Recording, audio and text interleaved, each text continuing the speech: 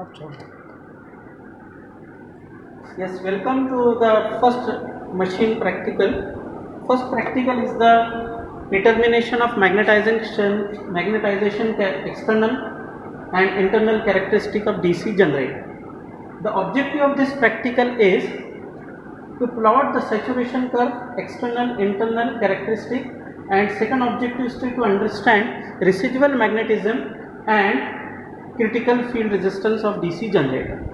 So this practical comprises of two parts. One part is the saturation curve. The saturation curve is going to plot by the separately excited generator, isn't it? Separately excited means we will disconnect the field winding from the armature and separately we are giving the excitation to the field winding. And second part of this practical is the characteristic, internal and external characteristic of DC shunt generator.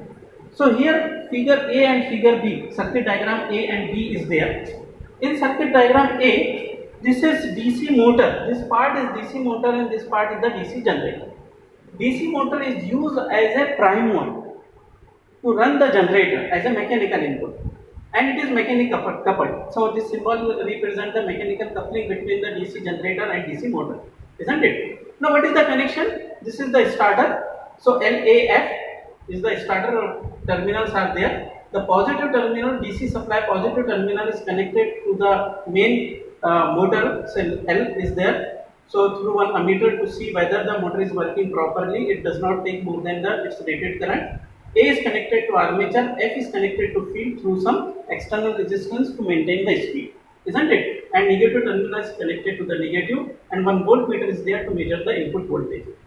Now the field winding is disconnected, it is connected through resistance, one switch, armature and positive terminal, and negative terminal is directly connected to the F2. So it becomes a separately excitation to the DC generator and becomes a separately excited generator. Generator terminal is connected to voltmeter to measure the EMF induced. So there is no load is there, so EMF induced and terminal voltage is same. So we are able to measure the EMF induced.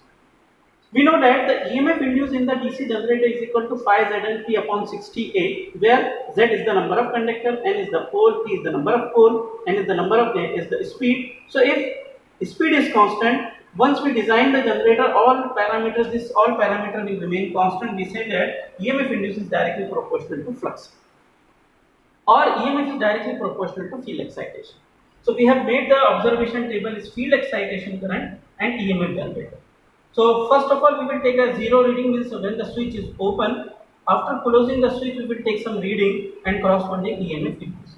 So we found that even zero current, or when the switch is open, some voltage is going to induce, that is called as a residual voltage, and because of the residual magnetic flux present in the field winding, isn't it? And we are going to plot this curve.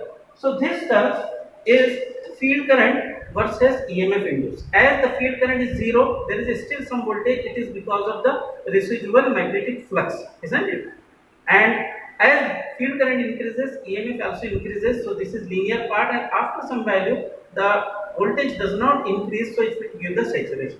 So this is the saturation part, this is the linear part, and this is the residual magnetism. Now to find out the critical field resistance, if you draw the tangent and slope that line, so that resistance, that value of the resistance, Q resistance hai, this is the terminal, this is the voltage dimension, this is the current dimension, we are able to find the resistance is equal to voltage divided by current. Okay, so this resistance value is the maximum resistance of field circuit at which the generator becomes self-excited. If the field resistance is more than your critical resistance, if the shunt field resistance is more than the critical resistance, the generator failed to excite. This is our first part of the practical. Now second part, we want to see the internal and external characteristic of DC generator. So we have disconnected the field winding and we have connected to the armature winding. So the B part, field winding is as it is connected one variable resistance, it is connected across the armature terminal. So it become a DC shunt generator. DC shunt generator is now loaded with the help of some ammeter to measure the load current, terminal voltage. Now again we will bring the speed, rated speed is there. After keeping the rated speed, we will excite the generator up to the rated voltage and now start loading the generator. So we will found that at no load condition, suppose it is a 230 volt, the voltage get decreases. Say for example 230, here 225 and it is 220 and so on. Here the load current 1 ampere, 2 ampere and 3 ampere is there. So this is the decrease in voltage. This decrease in voltage is because of the resistance drop in the armature and armature reactance, armature reaction drop, isn't it? So it is plotted. It is plotted here. It is the terminal voltage. This is the load current. At no load value, this is the constant voltage 230, isn't it? As soon as the load increases, the terminal voltage decreases. So this is the external characteristic of generator. This is the external characteristic. Now we want to find out the internal characteristic. So what we have to subtract? We have to subtract the armature resistance drop. So by calculating IA into RA for the corresponding value of current, we are able to plot the armature resistance drop.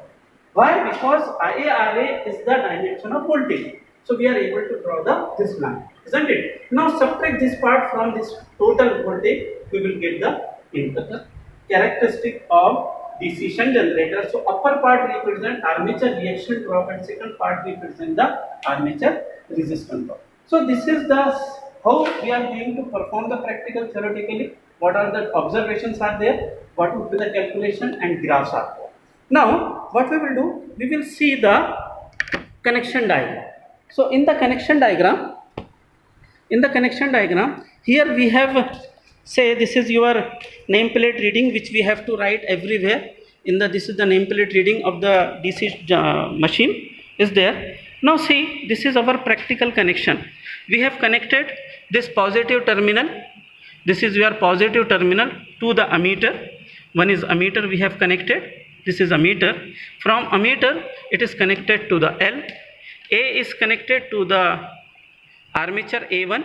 Similarly, F is connected, one rheostat is there, isn't it? And rheostat to the field winding. Now, negative terminals are connected and back to the supply.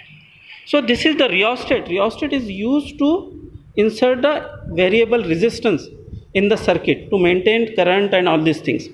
Second, we have keep one switch जो आपको S1 switch नज़र आया था. So this is your switch is open initially, and now from the generator side. From the generator side, this is the field winding. It is separately excited with the help of one more rheostat is there, and it is connected to the supply.